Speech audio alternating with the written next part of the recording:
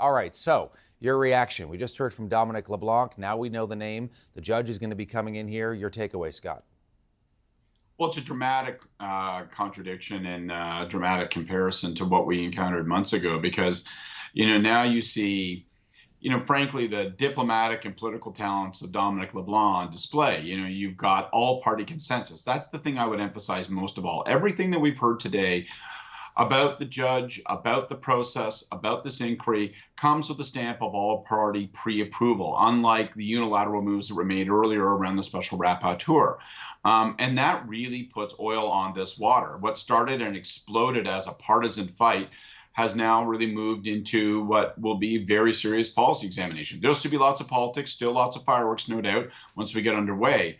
But right now, you're not going to see people disagreeing because you didn't get this announcement until the political players were able to come to agreement.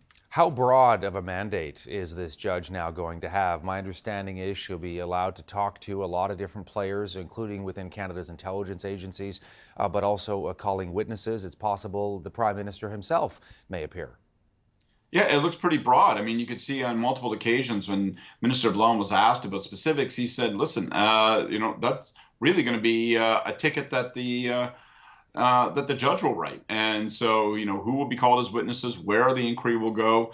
I think, it's extremely broad. And I think it's also a sign of the seriousness of the exercise that there will be two reports. One that allows us, if you will, this is probably oversimplified, but a backward look, examining what occurred in the 2019-2021 elections with respect to interference, but then a forward look about, what, if any, recommendations need to be made with respect to all the various security agencies, the interplay with the political level, the interplay with opposition parties, how the diaspora from various countries are affected here in Canada, how they may be targeted, not just China, but looking at other countries. So it seems to me to be pretty serious-minded and pretty comprehensive. And you kind of politically look at yourself and look at this and shake your head and say, why in hell didn't they save themselves months and months of agony by trying to initiate a process of this kind, long back in the winter months? Yeah, good question. Okay, let me ask you about the judge herself. We were showing a little bit about her bio, if we can bring that up again for our viewers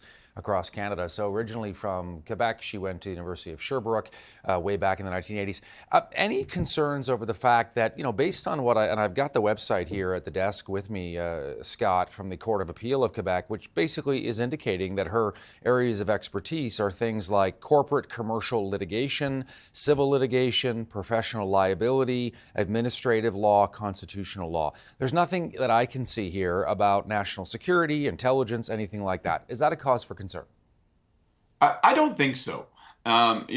Someone in this position, first of all, they need to be able to administer a fair, adjudicated process. That's the number one principle. Second, they got to be willing to do the job. Look at the ghastly gong show that's been months and months around David Johnston. So you can imagine the difficulty the government, and by extension all parties in Parliament, had trying to persuade someone to take on these responsibilities. So you've got a credible judge. You know that there aren't going to be apprehensions with respect to her background. Did she have lunch with this member of the Trudeau family, or has she ever flown a kite that had the L written on it? Any of that kind of stuff. You know that that's not going to be a concern because all the parties have reviewed her resume. All the parties have signed off on her appointment. So the fact that she doesn't have specific national security credentials, that doesn't alarm me. I don't think that should be cause for alarm.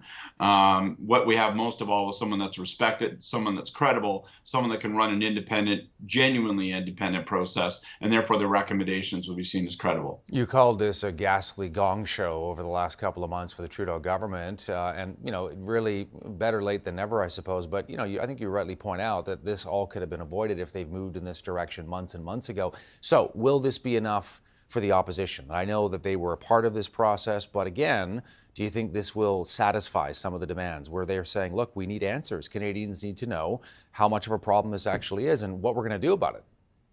Well, we'll have to see based on what's revealed. We'll have to see based on what's uncovered. My guess is, first of all, it's been a ghastly gong show on all parts. I think the government has put on a clinic on how to not manage a significant challenge. But the opposition has also been craven and at times brutally unfair, particularly the savage way in which they treated David Johnston, the capricious nature with which they treated his reputation. So now you've got buy-in. Now you've got buy-in on process, and now you got buy-in on the person leading the process. What's the biggest likely outcome? Sure, there could be political hackles raised again, depending on what revelations come forward. But I suspect that the biggest significance of this appointment today is that it's going to make for down the road watershed changes in the way in which these security agencies conduct themselves, interact with Parliament, interact with government. I think that, there's been a long day of reckoning coming, and likely this process is going to have some pretty far-reaching recommendations. That may not be all that politically sexy, or not all of them may be that politically sexy.